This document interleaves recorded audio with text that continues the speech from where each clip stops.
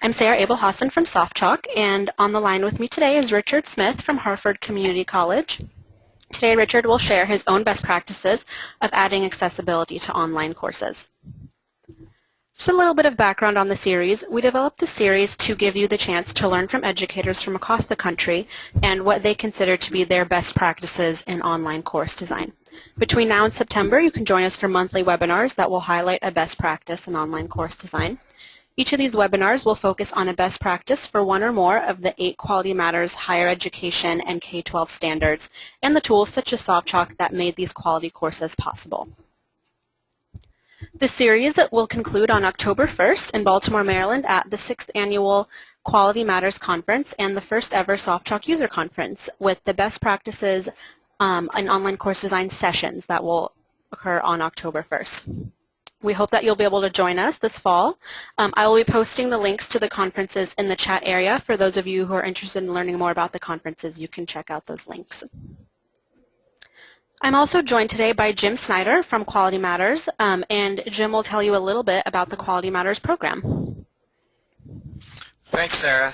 Hi, I'm Jim Snyder. I'm the Marketing Director here at Quality Matters, and we are excited to co-host the Best Practices webinars with SoftChalk. Next slide, please. A little bit about Quality Matters. There's really 4 points within Quality Matters and the Quality Matters program. The first that you've already seen a little bit of is a set of standards for the design of online and blended courses. The second is really our peer review process for reviewing and improving online and blended or hybrid courses. So a way for you to go through and review and improve the courses that you have developed. We also have faculty support tools for instructional developers to help design their courses. And then interwoven with all of that is our professional development platform and program. So we have an entire suite of professional development offerings to go through and how to use the rubrics as well as how to go through and design and improve your online courses. Next slide. Quality Matters is we're really a virtual nonprofit academic organization. We are headquarters in Maryland, but we are really a virtual organization. We're a not-for-profit subsidiary of Maryland Online, and we started back in 2003 through a partnership with Maryland Online, utilizing funding from a FIPSI grant, really to sit around to develop a set of standards that you see today. It's been an iterative process and a continuous improvement process over the last 11 years to develop the strong set of standards that have been adopted by many different institutions and organizations, from higher ed to K-12 to publishers and government and corporate and other Fortune 500 and other organizations. Next slide. So just to give you an idea of where our subscribers exist, we are located almost in all 50 states. We still have 3 that have yet to come on board, as well as we have some international subscribers in 7 or 8 different countries. So we're in almost all the states and all over the world too. So we continue to grow.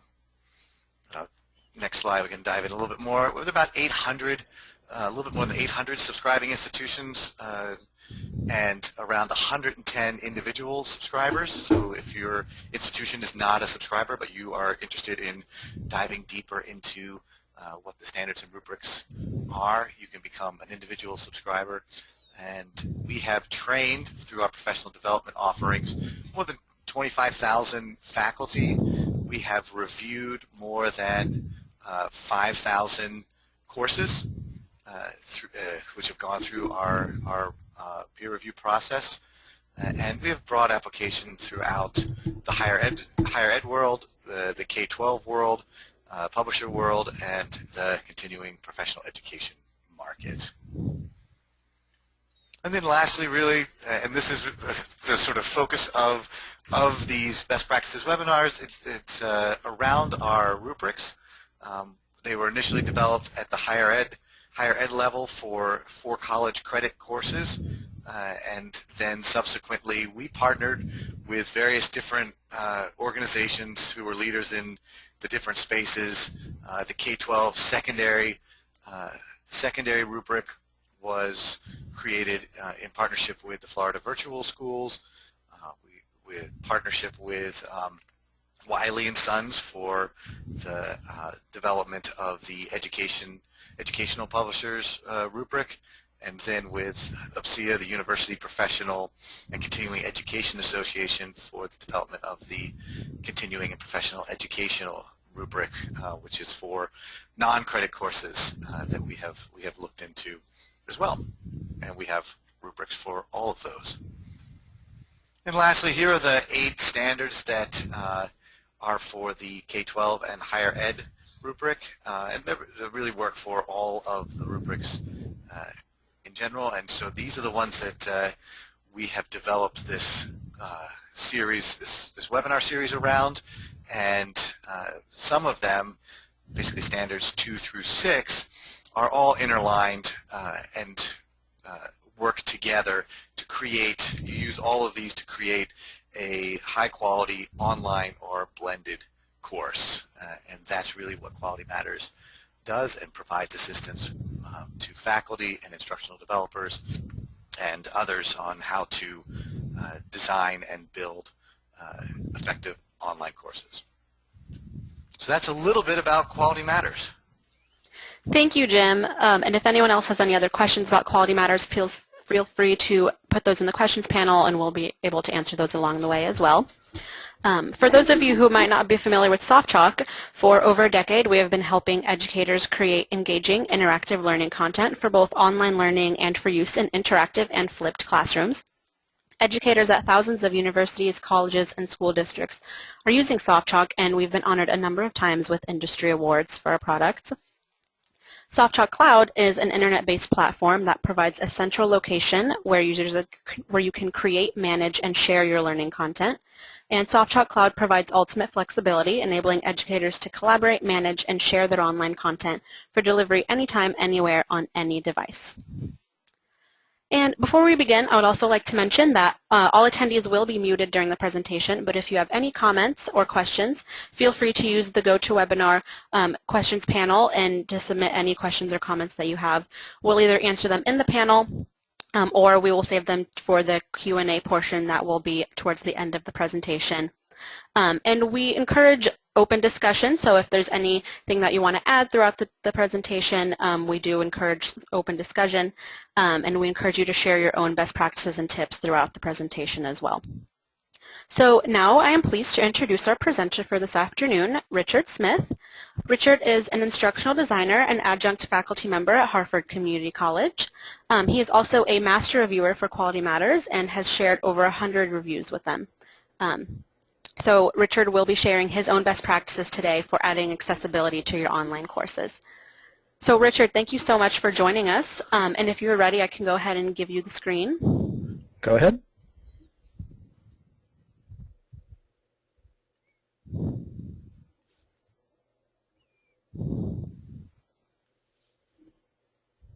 Okay.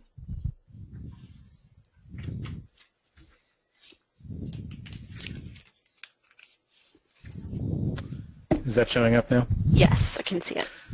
Okay. Like Sarah mentioned, I really want this to be as interactive as possible. Sometimes webinars are not the best for that. Muted. Sometimes could be a bit one-sided. I've done this presentation not as much on the tech angle. There obviously is a tech angle to the accessibility, but I want this to bring about discussion about accessibility on the online courses in general, and obviously in specific how SoftChalk is able to help that. But I do want it to be a broader discussion about just accessibility in general. So unmuted. Mention something, a very SoftChalk specific thing.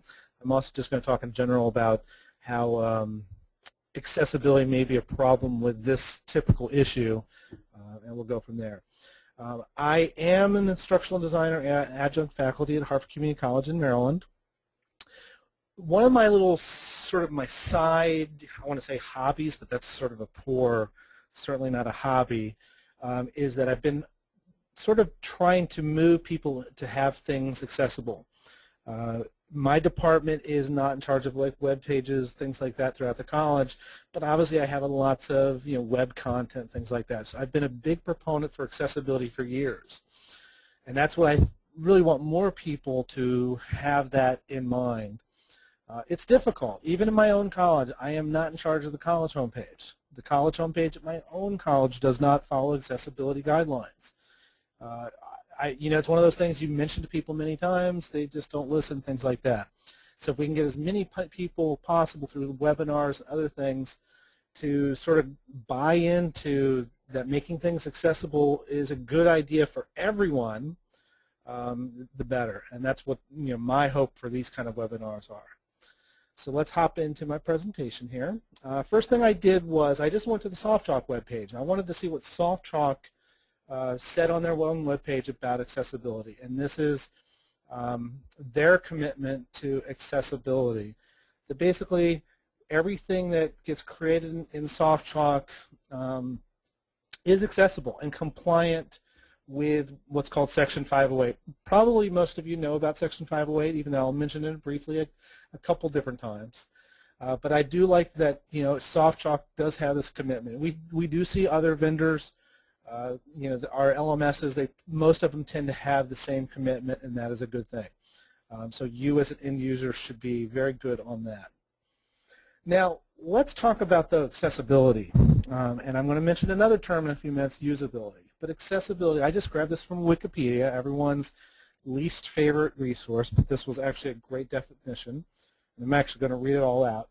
Accessibility is the degree to which a product, device, service, or environment is available to as many people as possible. And that's key right there, I think.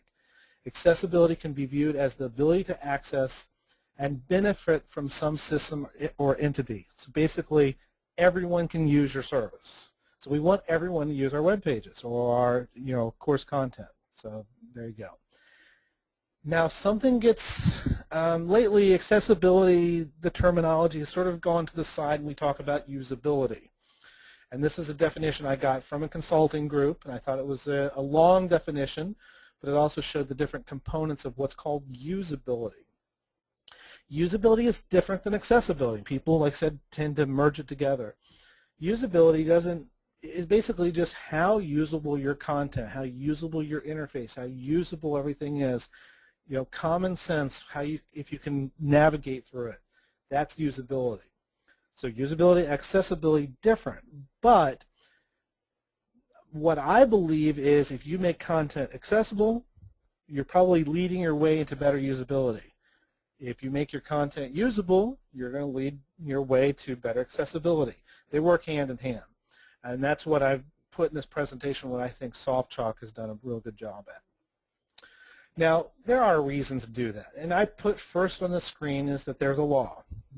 But before I do that, why should you make things accessible? Why should you make things usable? First of all, you want everyone to use your content. You want everyone to be able to access it. So before there's any law involved or anything, I think that if, I teach courses. I teach a geography course this summer that starts next week. A course that I really need to get in and actually redevelop in the next 3 days, but that's normal for everyone. But when I'm doing that redeveloping, one of the things I keep in mind is that if I have a blind student in my course, I want him to have no problem, or him or her, whatever. If I've got someone who has low visibility, deaf, anything, or even someone who just doesn't understand content very well, I want it to be accessible and usable for everyone. So we talk a lot about these rules, these laws, and threats of lawsuits and things like that. But remember, more than anything else, it's just common sense. But there is this law.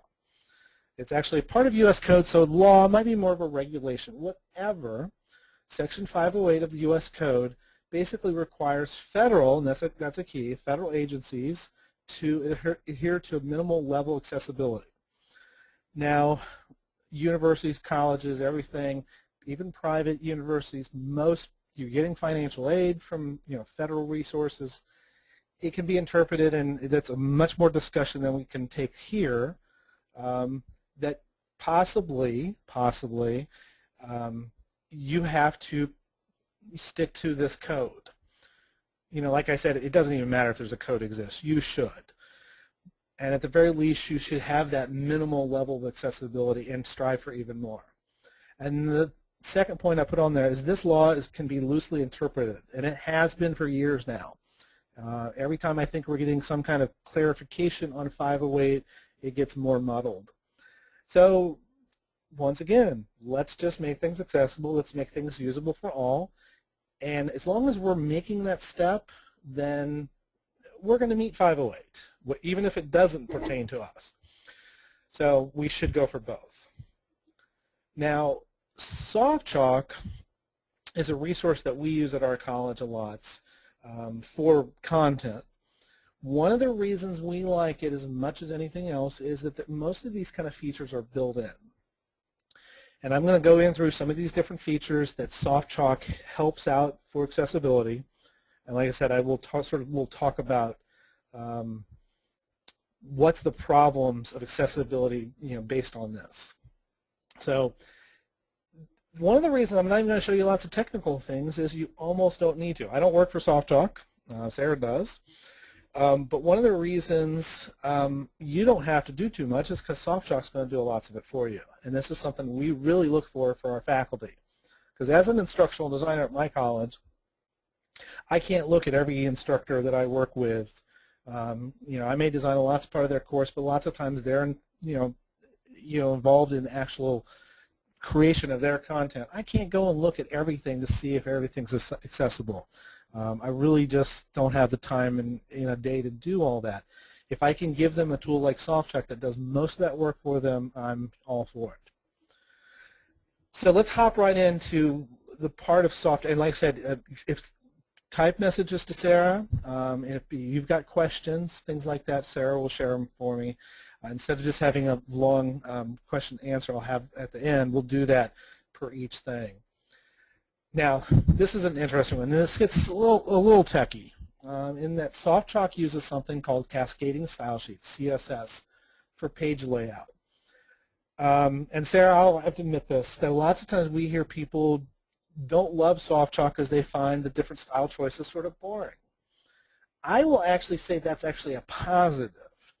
Now, I'm not saying that SoftChalk, probably some of them are in the color, right there you can see on the screen there. Let's say the second one to the right, the purple background with the white, it's a little blah. But here's where that maybe blahness is a positive, is that cascading style sheets essentially take, I'm trying to get this to a lower level, but when we used to design web pages, we'd put all the codes and everything for the different styles all built into the page. Cascading style sheet sort of removes that style guide outside of it so that the presentation and the style is separate. And it makes it just clearer in general.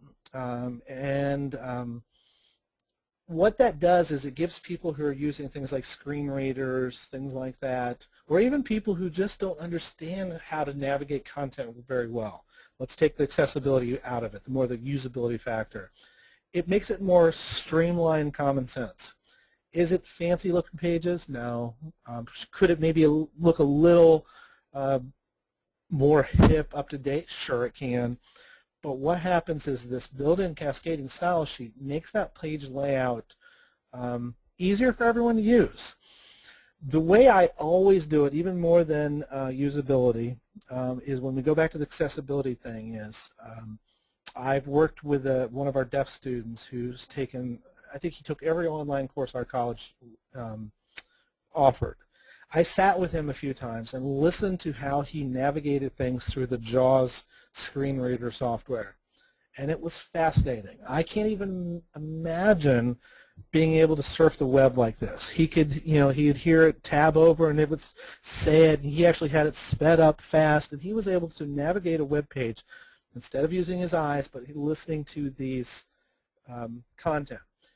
But what I would look is I would look at a page that was a very simple navigation, and I would hear the content being read to him, and I would also see a page with very complicated navigation, complicated layout, and I would also hear that, and I would realize that that complicated layout could look beautiful, but for him it just was complicated.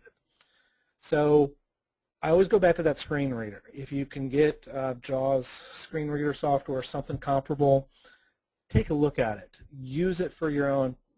Blindfold yourself. Listen to the way it navigates through your web page. It's fascinating.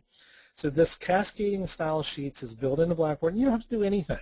You don't actually have to use the built-in style sheets, but most of the time you're going to use one of the built-in ones. Right there, you've got lots of accessibility taken care of for you with doing nothing. Any questions at this point, Sarah? No, I don't think so. I think you're covering most of the questions. Okay, you just interrupt me if you do, and I'm Okay. just going to keep moving on. Yep.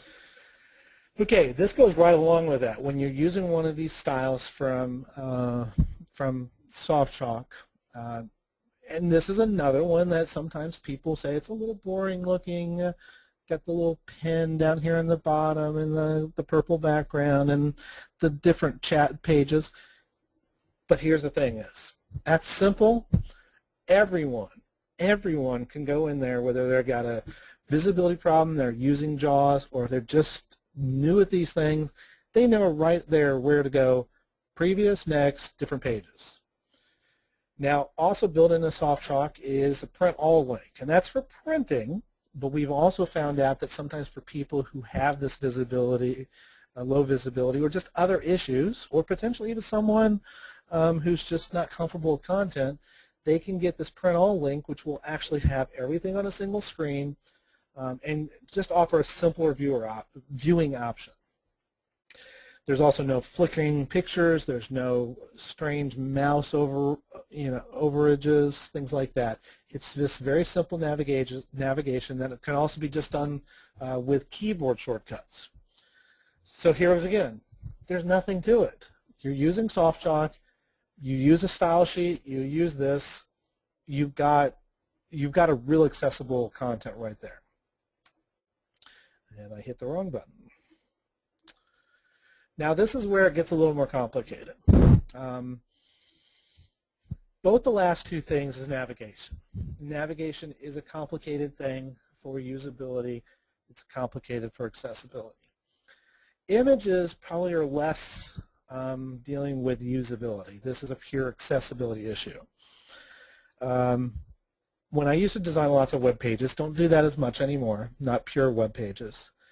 If I was wanting things done accessible, I really needed to think about the images. And it's really easy to meet Section 508 standards and just put in random alt tags in images.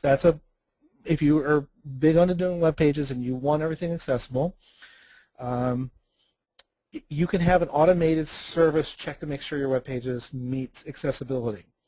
All those automated web pages look for, and requirements of 508 is that there's alternative text put in for every image. But sometimes that gets misunderstood by people. So let's think about this blind student who's having JAWS read things. He's on a web page that has lots of images on it that really don't mean anything. For him, it doesn't matter. They're pretty images. He doesn't need to have a whole bunch of alt tags saying pretty tree, pretty background, girl on, girl sitting on beach, student in classroom. He doesn't care about that. He wants the alt text that means something. So as a web page designer, you've always had to struggle that you've got to put those alt tags in there that mean something. Now, you still have to do some work on SoftChalk when you're inserting images, and I just have a screenshot here of putting in an image. I still need to select my image, but right there, SoftChalk's going to give you the option of alternative text. Now, this is a bad example right here, and I did that on purpose.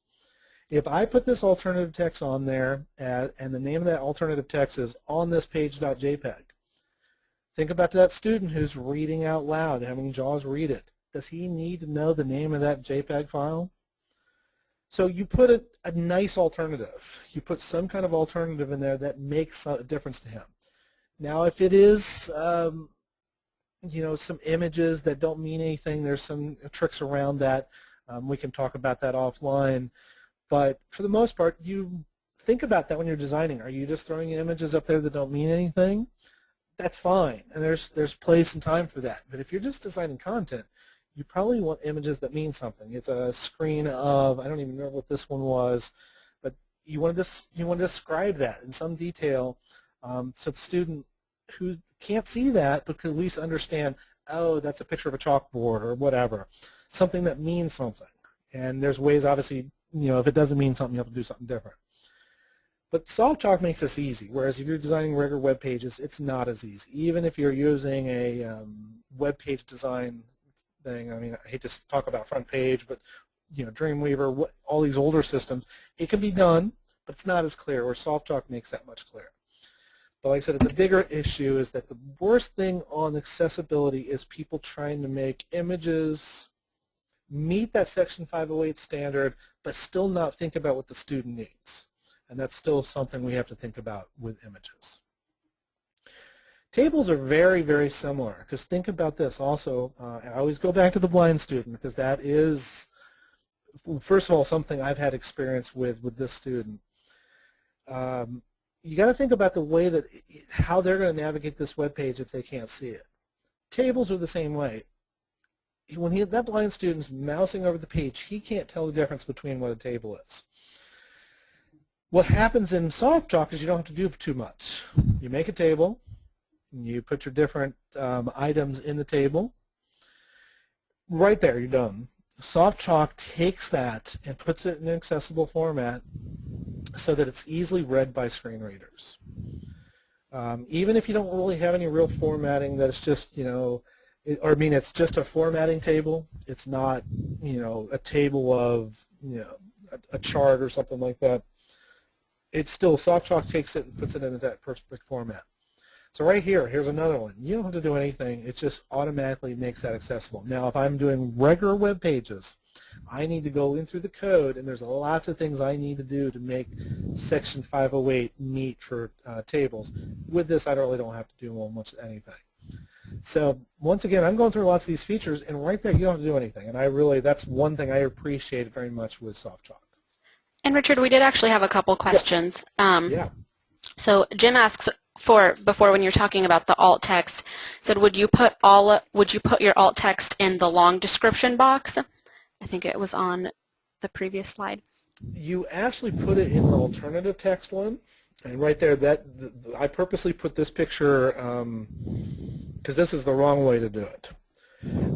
What I would do is, instead of where it says on this page.jpg, that's not appropriate alternative text. Now, long description is something different, and that actually is a good thing to add too. But you want to actually maybe give that a real description. On this page.jpg doesn't tell that blind student what that does at all, if that makes sense. The long description just gives you a little bit more. When you mouse over, it gives even a little bit more detail. And we did have another question about JAWS. I'm not sure how much you know about the JAWS program, but Tim asks, how do you get it to jump to the main content instead of reading everything from top to bottom or left to right? I do know lots about JAWS. Obviously, I'm more of an observer on JAWS. The student I used, he actually used a mouse, even though he could not see it. There is keyboard shortcuts, things like that. I don't think I know enough about that to answer that. Okay. But I would always recommend that even if it's just you putting a blindfold on, or find a student with low visibility who uses JAWS. One of our work studies at my college has very limited visibility, and she doesn't use JAWS often, but you know, occasionally I'll have her test things out. That's your best thing if you can do that. But no, I'm not an expert on JAWS. I'm pretty experienced, but not an expert. Okay, and I'm not sure if you know this, but do you know if there's a length requirement in the long description box on SoftChalk? I'm not aware of there being one. No, I don't know either, actually. But that's something we can look into. Yeah, definitely. And then someone also asks, can you talk about what a good example of a good description would be for that? Okay, I can't remember what this image is, but what I would put in, let's say this was a picture. I don't think it's a, I want to say that's a math equation in there. It's my own image. I can't even remember what it is. But let's say that's a math equation. I might put in there example math equation. Oh, yeah, that's a little simple. That's not great. And honestly, the blind student doesn't even care about that. So there's not one perfect answer. But the worst thing you can do is what shows there. Don't put on this page .jpg. Right. And I see that so often. Now the thing is, if you take that image and plug it in and do an automated test for Section 508, guess what? That passes. Do you think that's good? No. So I'm not sure I always have a great, some images are going to be clear-cut. You'll figure out that this makes sense. Let's say if it's a chart, it's a chart about basic. I'm not a mathematician. My wife is. I'm making up things as I go on that part. But let's say it's a mathematical equation. I might put a very, very short 3 words, if I could, about what that math equation is. And obviously, I would try to make sure my content references that in more detail someplace else, if that makes sense. Okay, that does make sense. There is no. This is where SoftChalk can't fix everything for it. You've got to be a little creative about making sure there's an alternative text for that. Also, think about that. If you can't figure out something that's a good alternative, you may or may not want to use it. We all love pretty pictures, everything, but let's say this is a good example, and I hate to throw one of my instructors under the bus, but I'm going to. I'm not going to mention her name, but she teaches a class, a PE class, and she has a lot of just pictures of people working out and things like that, and it clutters the page. Well, for us students with no accessibility problems or people who are very good about using that content, none of that clutters my page. It's no problem. But if I have any issues, I really don't need to see the person doing jumping jacks. So think about that when you're doing your content. Are you just putting things in there pretty because you like them? That's fine, but it doesn't necessarily help the content. So it's just it's a tough issue to deal with, and SoftChalk's going to lead you to the right way, but you have to really sort of finalize it right there on your own. And one last question came in. Actually, Donna has shared a great tutorial on alt text in the chat window, so I'll post that link into the chat so everyone can see it. Yeah, and there's a lot of things out there, lots of great resources, and everyone should take a look at those because there isn't one just perfect example, and I would love to see that one. So. Yeah, I will post those. And then one last question just about tables also would be very similar. There's lots of thought on how the best way to put tables for this kind of stuff. So tables and images, not at all the same, but the same kind of thinking behind it has to be done. And so Sharon asks, she says, I have been taught that screen readers cannot read bullets and that numbers should be used instead. Is that true? Generally, that's a yes, except that screen readers are getting better and better. I'll give you an example. Coming up real quick, I'm going to talk about some alternatives to Flash and things like that. And one of the reasons we always look for alternatives in the accessibility field is because screen readers don't handle lots of these things well. Well, technology is getting better. And things like accessibility in lots of different parts, this technology is amazing. Companies like Apple, companies like Microsoft, some of the smaller accessibility companies, they've made some amazing, amazing strides in this market. You think about it, even like our cell phones, the technology behind Siri, the sometimes hated technology of Apple, all that technology came from the accessibility field, and it's some pretty interesting technology. But I would still be careful that, remember, just because maybe some of the new screen readers can do things, well, you may have someone at home who has the same version of JAWS that's 8 years old. So maybe a newer version will be able to handle something, but you have to sort of always think about who your target audience is. Great. And we've had some comments from our audience members saying that screen readers, if coded properly, should be able to read both numbered and unnumbered lists. Yeah, and like I said, I think it just depends on the version. Right. And I know that even at my college, I think our version's like 4 years old. So you have to really think about that. And the version I use to test things is the same version our students are using. So they're not always using the most up-to-date.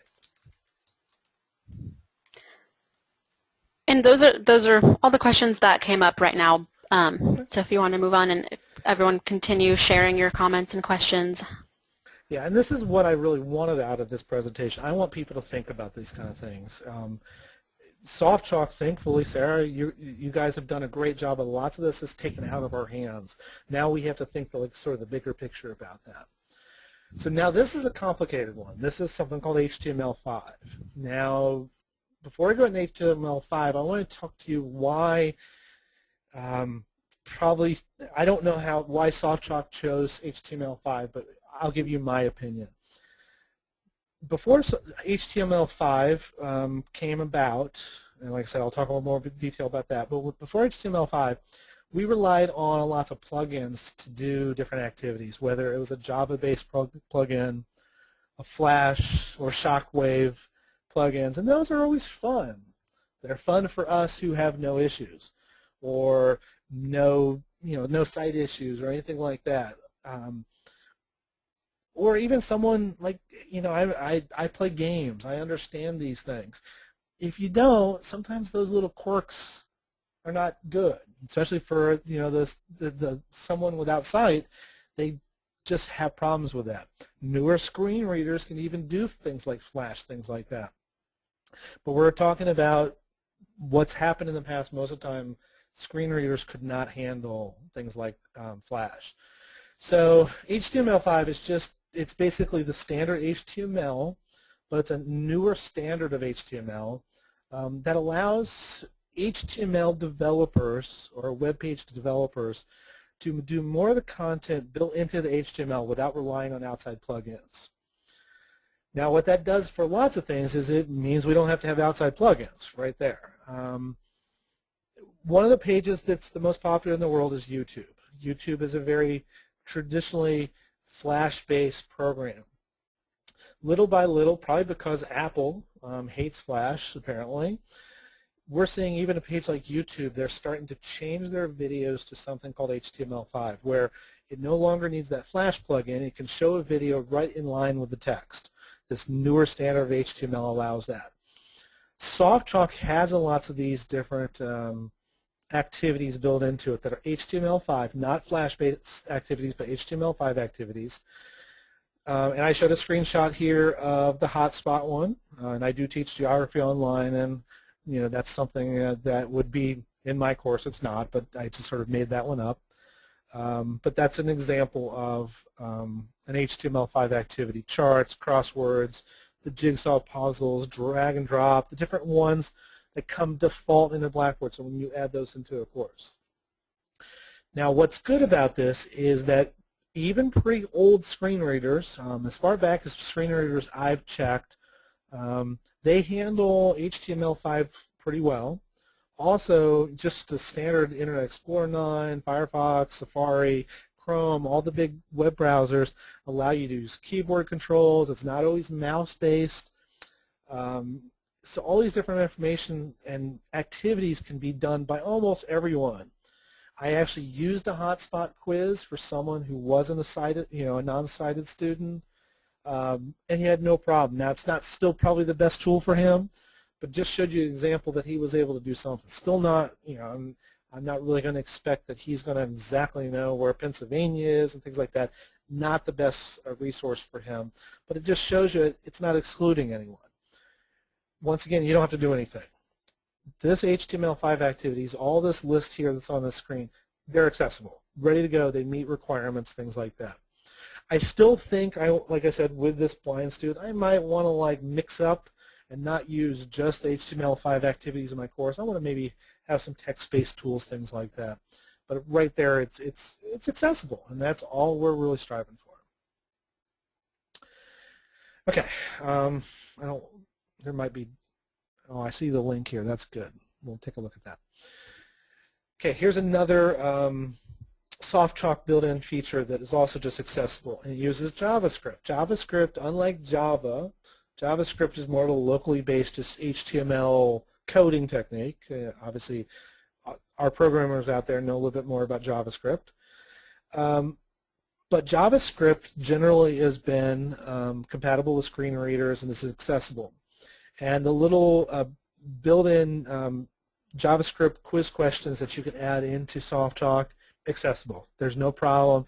Mouse over, screen over them, tab through them. Everything is fine. You don't have to do anything. Once again, this is what I'm really liking about SoftChalk is it's taking lots of the nitpicky little 508, I'm trying to meet all the requirements things out of it. I do this in SoftChalk, it's all met. So there you go, nothing. Now, I'm not a mathematician, I already mentioned that. My wife is. She would understand probably what some of those equations are. But the thing that I would important, if I worked with a math, I don't even work with the math faculty on my campus, someone else does. But it has built-in MathML, which is a mathematical equation tool that's built in SoftChalk. This little example here, if this was put in my course, the screen reader has no problem reading that. Now, I am not a mathematician. I've never even seen the blind students that I use as an example go through that. I don't know how that gets read, but I've been told there's no problems with the equations at all on that. So that's a good one. It could be used for math, not a problem. And once again, built in. Now, SoftChalk has another cool built-in functionality, these little pop-up quizzes, which are just interactive quizzes that are built into lessons, so that right in your middle of your content you can have a little, self-check. Excuse me. I am a Quality Matters reviewer, and one of the things that drives me nuts in lots of courses that are review is there's one of the things we look for in Quality Matters is self-check work or self-work. It's not a 3-point standard. It's not a required standard. But it's one I really drives me nuts that I don't see more courses adding content, self-check works, things to sort of check my progress. Well, SoftChalk has this built in, things you can add right into there. Now, my first thought was, well, there's no way that could be accessible because that's using a little bit of JavaScript trickery, things like that. Well, guess what? It does. If you use the pop-up quizzes, it's accessible, nothing you have to do. So you see, I'm going through lots of these things, and when I say there's nothing you have to do to make them accessible, that makes me very happy, and it should make everyone very happy. Now, text poppers is another, when you can do pop-up text annotations, very similar to the quiz. It's a little more tricky, but if you use the pop-ups annotations, they're read. Excuse me, gotta take a drink of water. These text pop-up annotations in SoftChalk, and I gave you an example of the little box that you can add as a text popper. They're accessible by screen reader. They also give you a link to just a separate text document that can easily read all this text. So you can make the page look cool, look interesting, using this text annotations that look interesting and draw in the normal student into your class, but you're not leaving out the people who just can't see that or can't function that, or even people who have problems. They get tired of seeing maybe, I hate to say the older student, but the older student who usability, making something usable for them is difficult. You can make this sort of trickery appear in your page, but still give them that nice text annotation link. So there is a little bit of things you have to do here. You have to create the annotations. You have to do all that. But for the most part, it's accessible right there. Now, this is actually one of my last ones on here, but this is where there's a little bit more work for the faculty member. It's actually lots more work for the faculty member. But if you do this part right, if you use the built-in media tool of SoftChalk, I'll show you on this next slide, there's some things that you can do. if you used embedded media in a lesson, so let's say you've linked to a video that you have, an audio file, you could put it into SoftChalk. It looks nice, looks everything. It's great. Problem is, let's say you've got the deaf student, or not the deaf student, the blind student, or even a deaf student if it's an audio presentation. You want them to have their alternative. Or you have the older student who doesn't understand how to use the video, or the 20-year-old who they can do YouTube all day, but they have no idea how to look at embedded content. There's a variety of reasons why we do usability and accessibility. This allows you to embed the media in there and then give a text alternative, a text description for everything. So I'm actually going to go to the next slide because this gives you a better example. Let's say I'm inserting the media. Now, I inserted an audio file. Probably more likely you're going to insert a video file. But let's say you insert the video file. You select the file. Now you can describe that. And you describe it in great detail. I'm even going to go back to the last slide. So that when you have, you describe it, you will then get a link. The students will see a link or be able to mouse over a link to a separate document that actually shows that text description of that. It also has a link that maybe that media can be opened up in an external player, because sometimes that's easier for someone. So it gives you lots of different options, but it's a little more tricky. It's not like you can just pop that video in there and it's automatically going to give a screen description or something like that. Similar to images, you've got to be a little tricky about this. You've got to figure out which way you're going to describe that to someone. It could be that you describe it with an option, tell the student that there's a text version someplace. Different things like that. It's not something that you can just pop into SoftChalk. It's going to solve that for you. You do have to do a little bit of thinking about how you want that shown in there. Most of the time it's not a problem. It's an audio file. The deaf student has no problem. I mean, the blind student has no problem. The video, you know, if they usually can hear everything. Maybe the deaf student is the one with the more problem because they can't see if your video doesn't have closed captions, things like that. But it's just a little bit of things you've got to think in there. And SoftChalk gets you part of the way, and there's a little bit of things you've got to think on your own. So for the most part, that's it for what I have today. But like I said, I hope I have some more questions. And then I really invite people to contact me. My email address will be up on the last slide, is rsmith@hartford.edu. And that's Hartford without a T. It's like Hartford, but no T. And I'd like you just to email me, and we can talk a little bit more about accessibility, things like that. But if there's anything else that came up? Yep, actually we do have a couple questions. Great. So Jim asks, if you make a flash movie of diagrams or PowerPoints and add any narration, can screen readers play the animation and narration?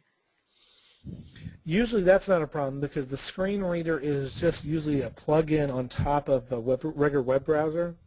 So they're probably going to be able to do that. You're just not necessarily going to see the animation. That's the problem. And the screen reader technology is getting better and better, so probably some of the newer ones are going to be able to handle that. But there's no one answer to that at this point. Okay, and then we also had a question about video. Do videos need to be done as embedded on the page in order to be accessible? Generally, yes. But let's say you were talking, I assume maybe when you're saying, like maybe you're talking about YouTube videos, things like that. This question is from Joseph, so if Joseph, if you want to maybe elaborate more on your question, I can definitely ask more specific, but he just talks about video in general. I'll go very non-specific on that. Embedding in it doesn't necessarily make it accessible. It doesn't mean it's not accessible. That's just it helps. So in a video is some videos are accessible, some aren't. So embedding doesn't necessarily make a difference. It probably does make it cleaner, things like that. But also SoftChalk, if you do embed them, does give you that option of opening it into another window. Especially if it's like it's your own video, you're going to have that option of opening into its own media player. Right. And then Raymond just made a comment. He said that the videos must be captioned. as well? Well, here's the thing. Video should always be captioned. There should also be text versions of it. That's a difficult thing to do. And this is a bigger picture question. I know in my own course I am using some videos. I don't actually have them used. I have them separate out of my SoftChalk content. I just have them on Blackboard because we have a link to in telecom videos that are closed caption, and they come closed caption. That's not an issue. But let's say we're going to use, if I wanted to use similar videos that are not closed captions, I would have to do a couple different things. I would either have to find a way to caption them, or I would need to meet accessibility, to make sure I have alternative content that does the same exact thing. So you don't have to have them closed caption. Obviously, you want them closed caption, but as long as you do offer alternative content, and when I say alternative, they really should be exactly the same, because it's just not fair to have different content for one student versus another. But if you are able to offer alternative text-based, screen reader, accessible content, that's fine. So I don't want to say that videos have to be closed caption. That's obviously the goal. But as long as you have an alternate, and the alternate is clearly that you clearly offer the alternatives for people who have issues with the video, you're still fine. And I don't even think that's a problem. Like I said, as long as it's the same content, what's the matter? Lavis, she just made a comment that the program Amaria, A-M-A-R-I-A, is a great tool for easy captioning programs. And it is. That's a good one. There's a few other good ones out there. And it's free as well. Yeah, and there's lots of paid services. One of the ones that you don't want to use is some of the built-in YouTube closed captioning, because first of all it's free, but it is terrible. So lots of different options out there. You know, you can even do things.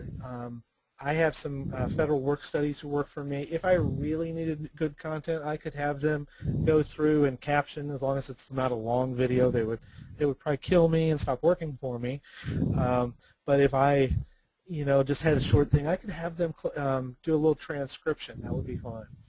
But there are some great software out there that's allowing this to be done. Just for some reason, Google's own technology doesn't do a very good job of that. And then a couple other people are mentioning tools that they use as well, and I'll put those into the chat panel so everyone can see those. And that would be great. And we did have another question come in from James. Do screen readers read what is under the metadata, or how exactly is that used? Screen readers tend to ignore anything like metadata, because remember they're not at the web browser. They're actually they're trying to be the eye of the student and read out exactly what the student's essentially mousing over. So it's going to very much ignore the behind-the-scenes part of a web page. Okay. Yep. Unless the student wants that. If you have a student who wants to see, the metadata of a page, student, just like anyone, they want to see the source of a page, things like that. The screen reader can do that too, but for general purposes, screen readers don't do that. And we did have another question / comment come in. So Dan talks about captioning text and videos in a second language class, and she's saying it kind of defeats the purpose of a listening exercise if the students can look up the text. So do you have any suggestions to offer for that sort of situation? Yeah, that is a tricky one. You're right. I think that's a big picture thing that you have to think about, if in that course that you're offering, let's say a good chunk of your students are having accessibility issues, but you don't want them essentially finding the answers because they're learning the text versions, you may have to think of other ways potentially to teach the content to the students than using that technique. Now, if literally, if you've got only an occasional student who has an accessibility problem or need, you may be fine with occasionally doing something like that. But that is a big picture thing that you may have to change some techniques to realize that if you're having students with needs, that you obviously can't solve it by giving them the answers. So there's not a technical answer to that. Like I said, that's a very big picture rethinking of things. And I certainly don't even know where to go with that, actually. And one last question that I noticed, which is better to use, is it inline player or to link to a file? I'm not sure. Well, what it does is when you do add it, it will build an inline player, and then you get an option to actually have that player be then brought out of the inline web page. So you actually have both options, and it's built in, so that's not a problem. And it looks like that is actually all of the questions that come through. We have had some questions about, oh, I see that you've just put your contact information on the screen. Great. Well, if anyone else has any other questions, please feel free to type them in the questions panel. Richard, I'm going to go ahead and take the screen back. And okay, and I will just mention one last thing before I go, is that I hopefully will be presenting at the SoftChalk conference in October. Yes. This is one of those that, Sarah and I will be talking a little bit about this, and some of the SoftChalk members, that this kind of discussion is very much a roundtable type discussion, and there's a place for obviously some more technical side of it. Could even be more than one kind of things. But that, if you are around for that conference, I think we'll, have a good place to talk about this. And the more and more we can get people thinking about just making their course both usable and accessible, get that mentality out there, we can maybe fight against the people who just don't seem to be that concerned about it. Like I said, I have the same problem at my own college. It drives me nuts when our whole web page doesn't meet accessibility. So the more people we can just get going on this, it really does help everyone's course to be better, and then it's also going to help probably meet lots of Quality Matters standards too. So it's a win-win for everyone. Definitely, and I did send out links to the conferences, and I'll also be posting a link on registration for other webinars in the rest of this series.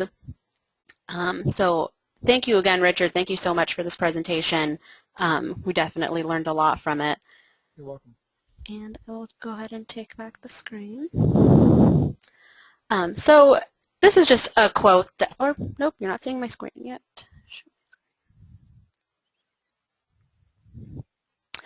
So like I mentioned before, the examples that we shared today and that will be shared throughout the rest of this series represent how our presenters took a Quality Matters standard. In this situation, it was Standard 8, which is accessibility, how they adapted it to best fit their own unique situation when creating online courses. We encourage everyone else to share their own best practices in online course design by tweeting us at SoftChalk or at QM Program. And we do have a hashtag, which is hashtag SCQMBP. If you want to tweet us your best practices, we will be featuring some of the good tips on our website. And also thank you to everyone who posted in the chat panel. There were some really great tips and questions that came through there as well. And like I said, keep a lookout for our upcoming webinars in the series. I'll post a link to our best practices page where you can be on the lookout for registration. I will be opening registration very soon for our June session, which will be on promoting learner engagement and interaction in online courses. And we do have webinars scheduled through the month of August, and we will have one in September as well. So if you'd like more information, I know Richard had his email address on the screen earlier, but here's his contact information again. And if you need more information about SoftChalk or about Quality Matters, you can tweet us or visit our websites as well. And thank you, Richard, again so much for presenting. And if anyone else has any questions that were unanswered, please let us know. My email address, which is not on the screen, is Sarah, S-A-R-A-H, at softchalk.com. So if there's any unanswered questions, please feel free to shoot those our way. And we look forward to seeing everyone at future webinars and hopefully at the conference in October. So thank you again, everyone, for joining us. And one thing I forgot to mention is that this session is recorded, and I will be sending out a link to the recording later on this week in a follow-up email. So thank you again, everyone. Thank you, Jim, Richard, and I hope everyone has a great afternoon. Thanks, Sarah.